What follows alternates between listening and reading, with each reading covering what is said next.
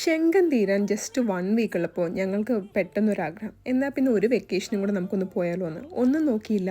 Randomly നമ്മളൊരു city choose ചെയ്തു, ticket book ചെയ്തു and today we are travelling.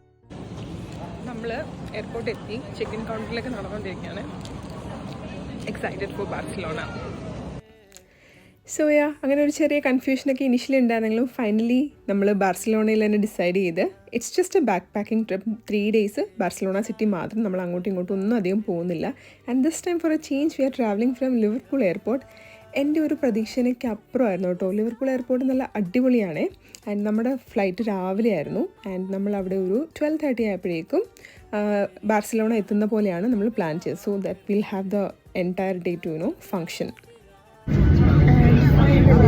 നമ്മൾ ബാർസിലോണ എത്തി, ഫ്ലൈറ്റ് ലാൻഡ്. അങ്ങനെ നമ്മൾ എത്തി. ഇമിഗ്രേഷനും കാര്യങ്ങളൊക്കെ സ്മൂത്ത് ആയിരുന്നു. ഇനി